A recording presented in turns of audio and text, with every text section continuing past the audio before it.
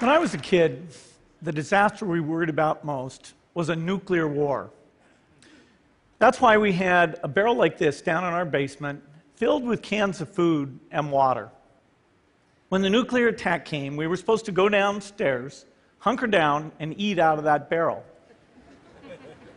Today, the greatest risk of global catastrophe doesn't look like this. Instead, it looks like this. If anything kills over 10 million people in the next few decades, it's most likely to be a highly infectious virus rather than a war. Not missiles, but microbes. Now, part of the reason for this is that we have invested a huge amount in nuclear deterrence, but we've actually invested very little in a system to stop an epidemic.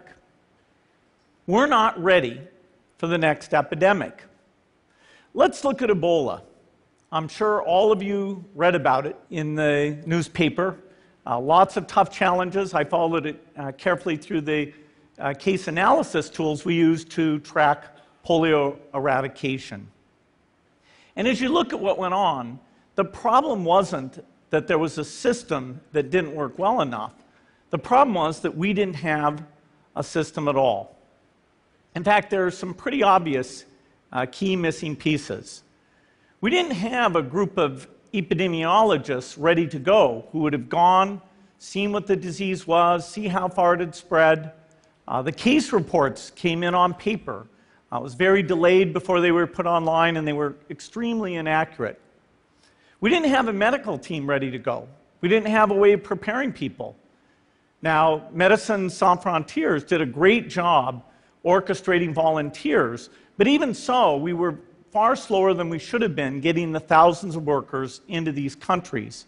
And a large epidemic would require us to have hundreds of thousands of workers.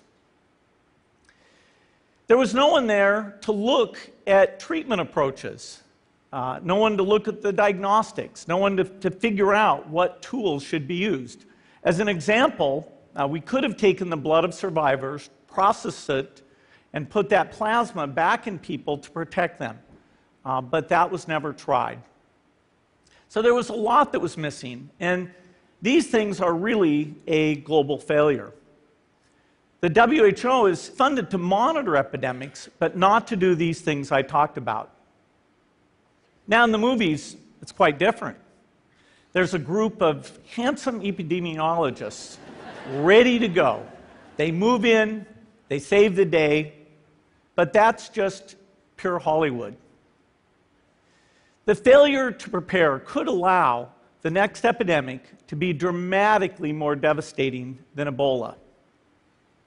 Let's look at the progression of Ebola over this year. About 10,000 people died, and nearly all were in the 3 West African countries. There's 3 reasons why it didn't spread more. The first is there was a lot of heroic work by the health workers. They found the people and they prevented more infections. The second is the nature of the virus. Ebola does not spread through the air. And by the time you're contagious, most people are so sick that they're bedridden. Third, it didn't get into many urban areas, and that was just luck. If it had gotten into a lot more urban areas, the case numbers would have been much larger. So next time, we might not be so lucky. You can have a virus where people feel well enough while they're infectious that they get on a plane or they go to a market. The source of the virus could be a natural epidemic like Ebola, or it could be bioterrorism. And so there are things that would literally make things 1,000 times worse. In fact, let's look at a model of a virus spread through the air like the Spanish flu back in 1918. So here's what would happen. It would spread throughout the world very, very quickly. And you can see there's over 30 million people die from that epidemic.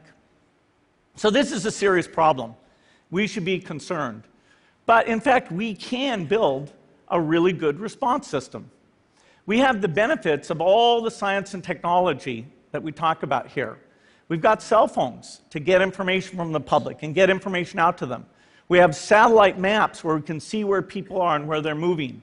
We have advances in biology that should dramatically change the turnaround time to look at a pathogen and be able to make drugs and vaccines that fit for that pathogen.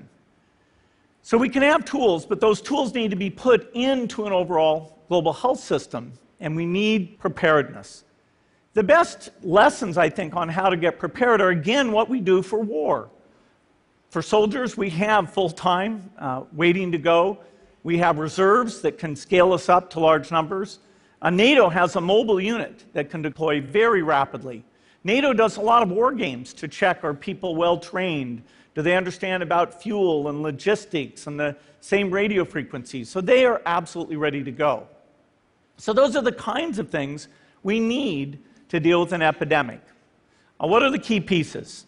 First is we need strong health systems in poor countries.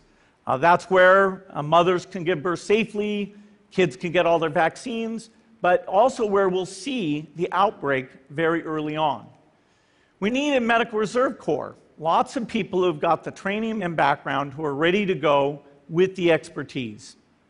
And then we need to pair those medical people with the military, taking advantage of the military's ability to move fast, do logistics, and secure areas. We need to do simulations, germ games, not war games, so that we see where the holes are. The last time a germ game was done in the United States was back in 2001, and it didn't go so well. So far, the score is germs 1, people 0. Finally, we need lots of advanced R&D in areas of vaccines and diagnostics. There are some big breakthroughs, like adeno-associated virus, that could work very, very quickly. Now, I don't have an exact budget for what this would cost, but I'm quite sure it's very modest compared to the potential harm. The World Bank estimates that if we have a worldwide flu epidemic, global wealth will go down by over $3 trillion, and we'd have millions and millions of deaths. These investments offer significant benefits beyond just being ready for the epidemic. The primary health care, the R&D, those things would reduce global health equity and make the world more just as well as more safe. So I think this should absolutely be a priority. There's no need to panic. We don't have to hoard cans of spaghetti or go down into the basement. But we need to get going because time is not on our side.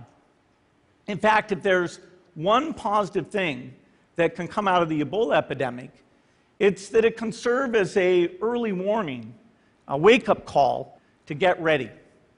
If we start now, we can be ready for the next epidemic. Thank you.